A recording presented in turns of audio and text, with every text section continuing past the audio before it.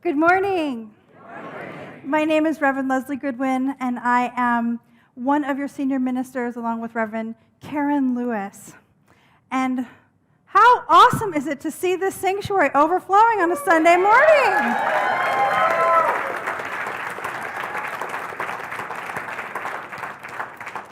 Please know that whether this is your very first time in this room, your first time back, or you come here every single Sunday, you are so powerfully and deeply welcomed, just exactly as you are right now. A special welcome to the people that are here for the first time. Thank you for gracing us with your presence, for giving us a chance to love on you, whether you're just here to visit or you're looking for a spiritual community. Thank you for being here. And those of you online, our online congregation, that goes for you too. My friend Brian pointed out to me last week that we make this really big deal about the first time people come into the sanctuary. If this is your first time watching us online, have a virtual tulip.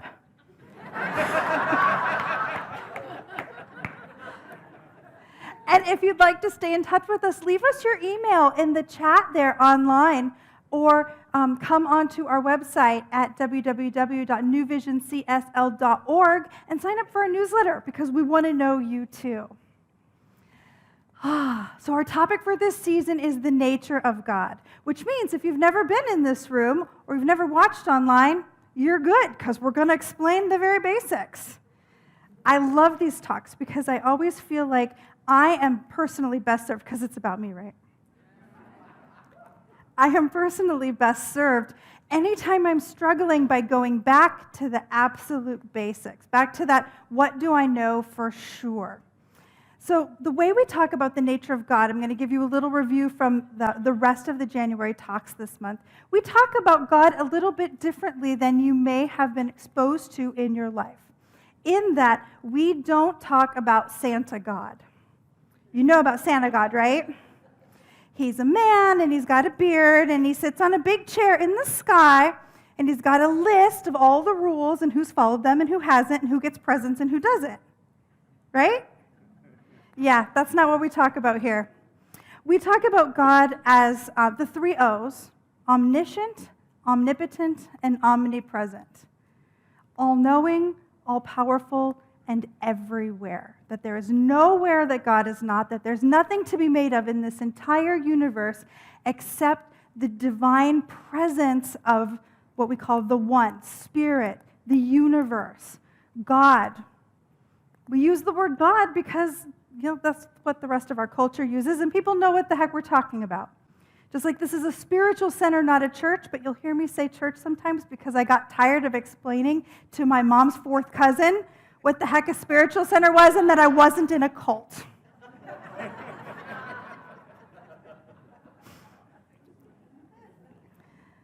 So when we're talking about God, Spirit, the nature of the divine, we're not talking about a personality. We're not talking about something that has preference. We're talking about this energy that is the very makeup of life itself, that it's available to all of us all the time. In fact, we couldn't hide from it if we wanted to. We're literally built of it. And every good thing, everything, is an expression of it. Whew, take a breath. If this is news to you, take a breath. Hang with us. If this is not news to you, take a breath. Breathing is good. Breathing is good. So, I hear criticisms about our teaching. I hear criticisms. You've probably heard them too. On the one side, there's New Thought, Science of Mind, the woo-woos, are just airy-fairy. They just see only the good, and there's no substance underneath it, and it's just sugar plums and sunshine and nothing. No grounding. You've heard this? Yes. On the flip side, I hear New Thought is selfish and self-centered and materialistic. And it's not about God at all. It's about getting stuff and network marketing and how to get your next car. People say this about the same teaching.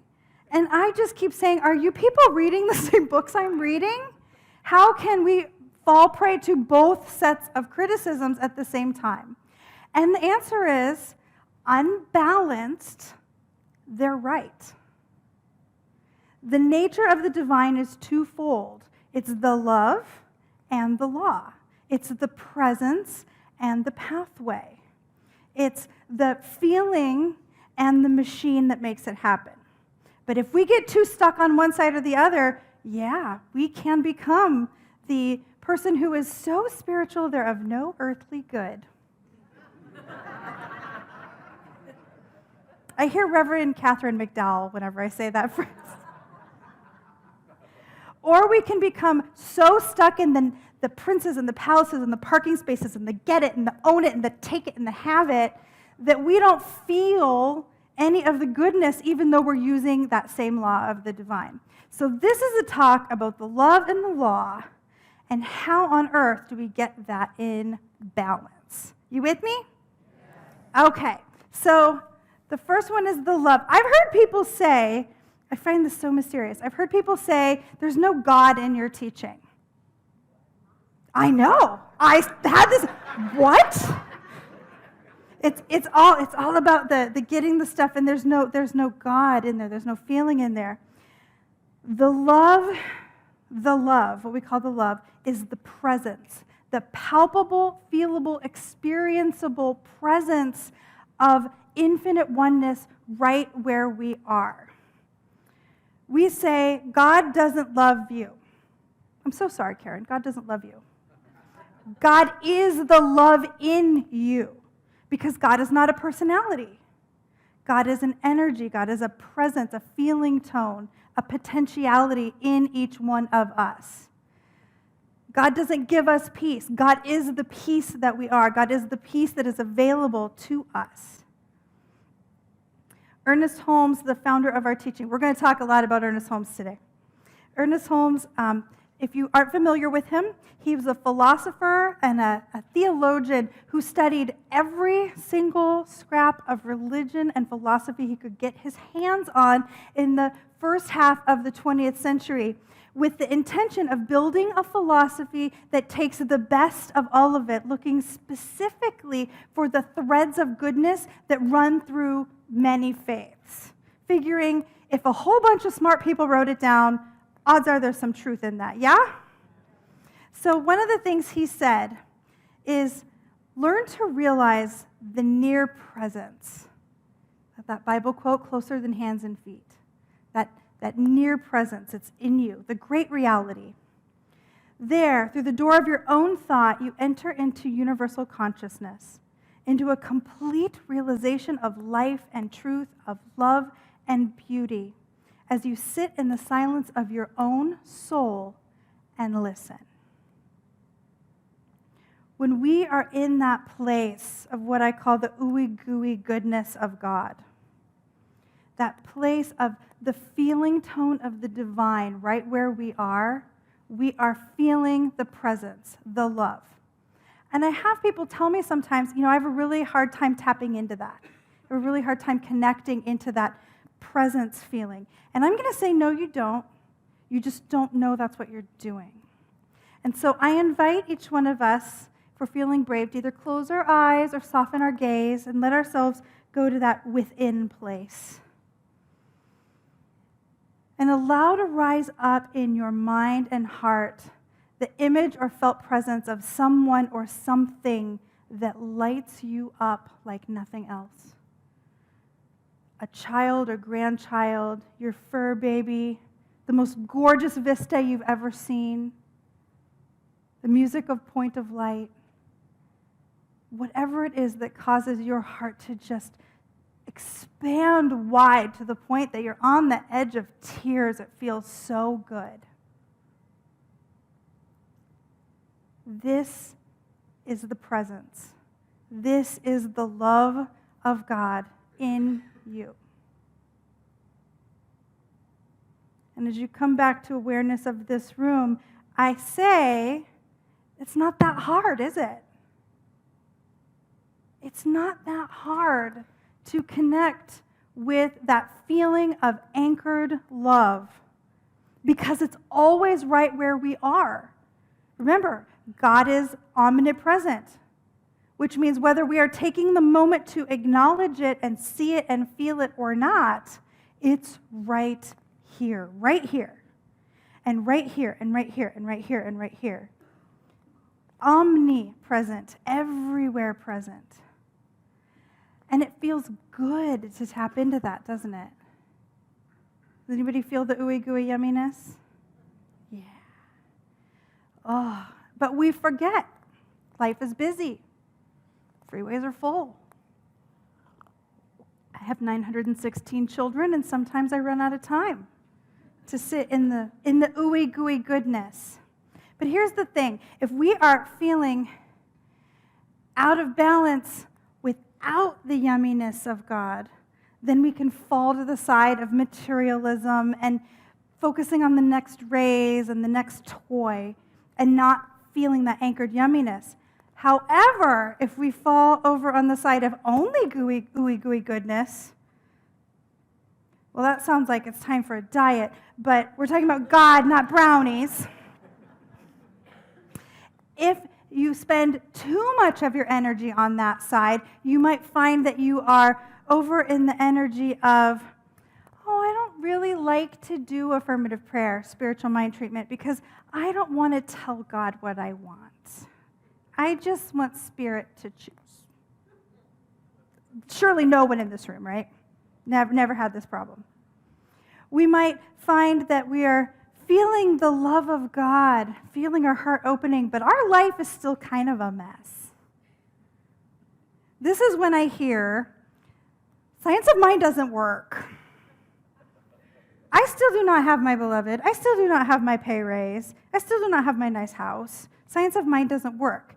But no, the life-changing stuff doesn't happen when you're all the way over in,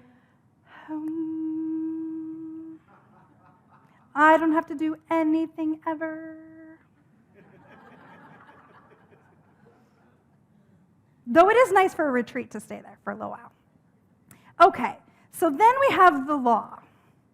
And we talk a lot about the law because when Ernest Holmes was writing, when he was doing the majority of his research, Christianity, specifically, like the grandness of Christianity in the early 20th century, was kind of all love, love, love, tra-la-la.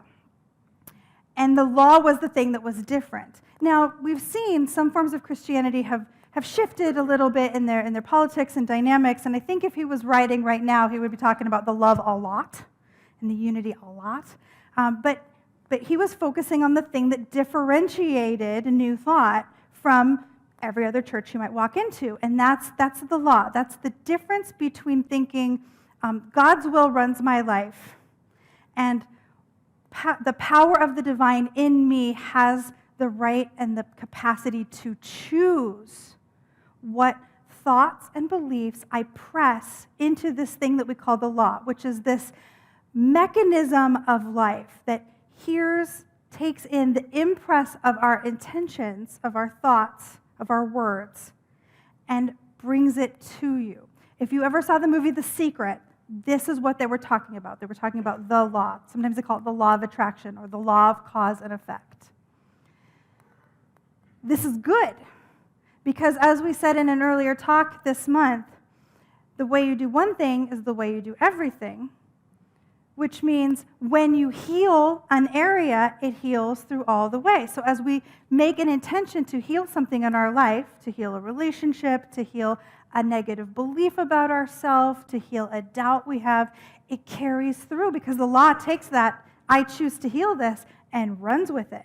And that's when we see big changes happen in the manifest world. Sometimes we call that manifesting. This is all good news because if we had the power to screw it up, we have the power to change it. It's a little bit of a sour pill sometimes to take I might have screwed that one up a little bit.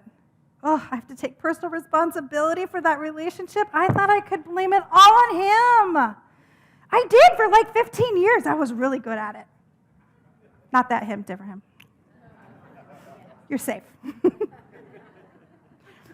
But you have to take responsibility for yourself.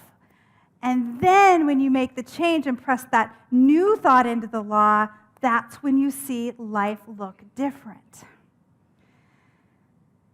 Sometimes people think, I can't access the law. I don't know how to do that. I'm going to say you can.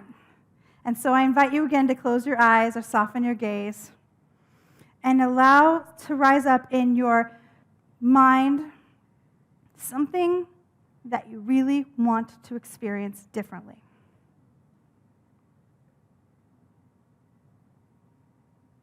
Everybody got it?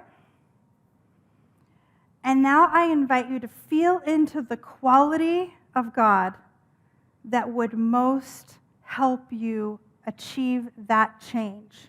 It might be love. It might be peace. It might be abundance. Just let that word rise up.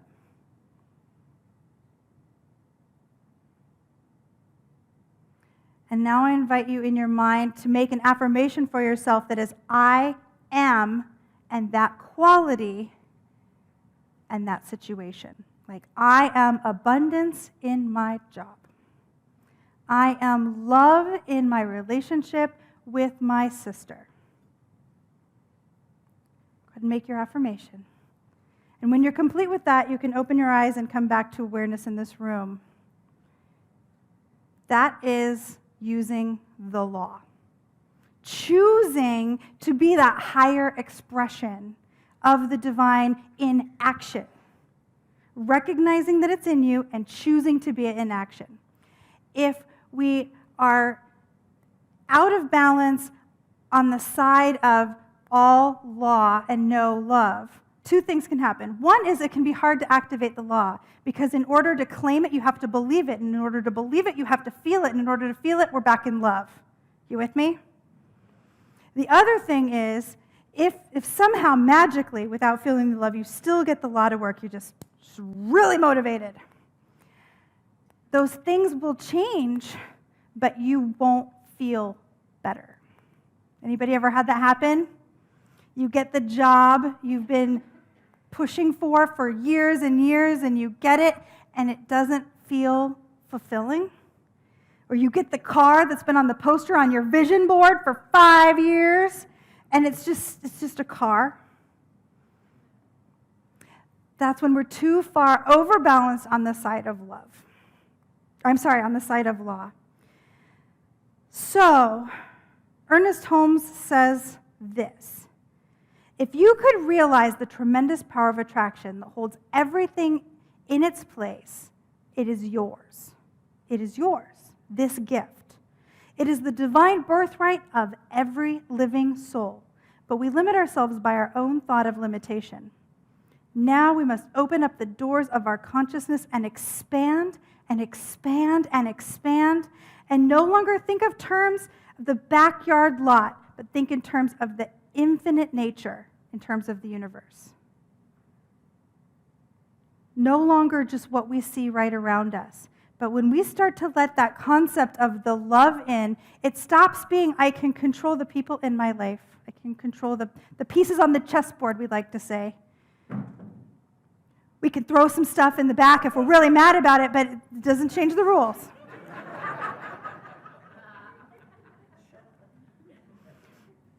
We move from that chess player mentality into this space of, okay, with my consciousness, I can be in the loving, feeling place of the divine, claim what I want, and it fixes itself.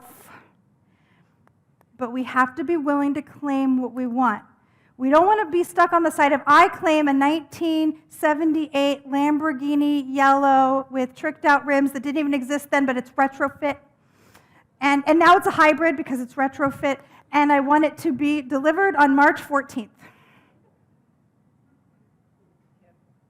I mean, you can, but what if there's something better for you? What if there's something even more? Because we are kind of stuck as humans thinking of the things we've already seen and already experienced. But what if there's more? God, omnipresent, omnipotent, omniscient, already knows what the best thing for us is. So what do we claim? How do we find this difference between getting too specific and surrendering completely? Well, what we do is we choose the quality we seek, and then we surrender how. So I really want that new job. Why? Why? What does that new job mean to me? It means feeling in my power, and it means freedom. All right. So I pray for power and freedom of the one to express in my life. You with me? The balance is essential. It's essential. They don't work very well by themselves to make these big changes. Ernest tells us, have a firm conviction that God is love, and an equally firm conviction that when you apply this principle of love to any human problem, the very words you speak in your meditation or treatment or prayer will operate as law in the condition that confronts you, and you will neutralize or oppose everything that opposes it. I'm going to read that again because it's important. Have a firm conviction that God is love, and an equally firm conviction that when you apply this principle of love to any human problem, the very words you speak in your meditation or treatment or prayer will operate as law in the condition that confronts you and will neutralize or overcome everything that opposes it. This is why spiritual treatment works. We need love to find the meaning in our lives. We need law to manifest the things we seek. If we manifest it without meaning, that doesn't work for us. If we have the meaning and it doesn't come forth, that doesn't work for us. But when we have both in alignment, that is literally the definition of spiritual mind treatment, of affirmative prayer, of speaking as if it is already so and living our life with the absolute faith and conviction that God infinite is right here, indwelling, that there's nowhere out there to look. It's right here. This is its connection space with each one of us. And when that's in balance, we can move mountains. When that's in balance, we do move mountains. Look around this room. It wasn't very long ago when we had all the back rows and all the side rows empty. Remember those days? Lots of you won't because you weren't here.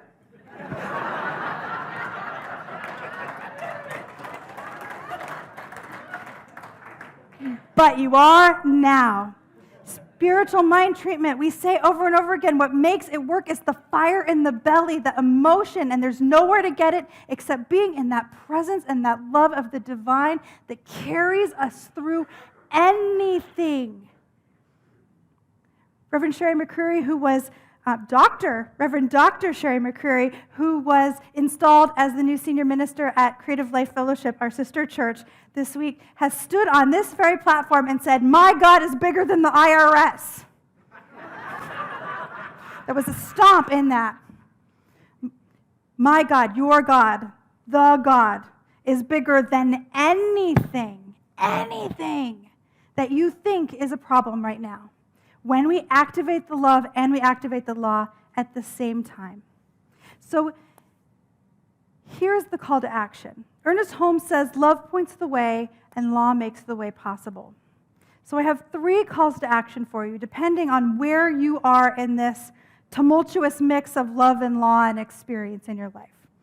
If you have a difficult time anchoring into that feeling of the love, I invite you to spend some time meditating specifically on things you already love, and then let it expand. A puppy. A baby. I have not stolen any babies in like 2 weeks. That's hard for me. I like to steal the babies.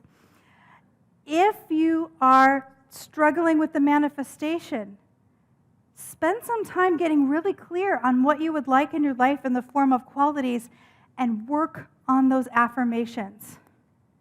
That is the first major step in utilizing that law, is owning, I want more love in my life. I am love. I am love in all my relationships. The more you say it, the more your soul will believe it, and the more you will let it in.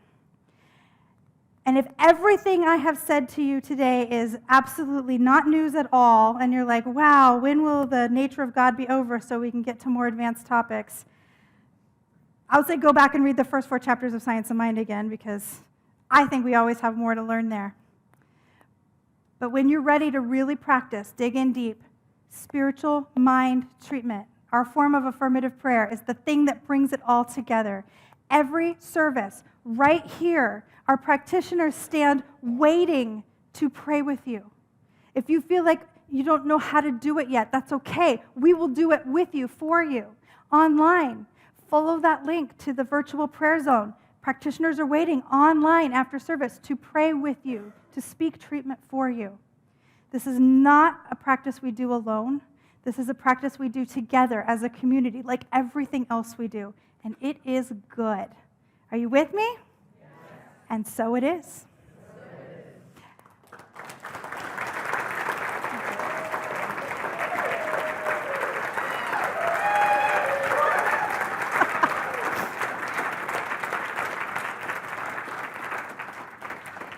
And so I invite our practitioners and our ministers in service to rise and take a stand with me in this prayer.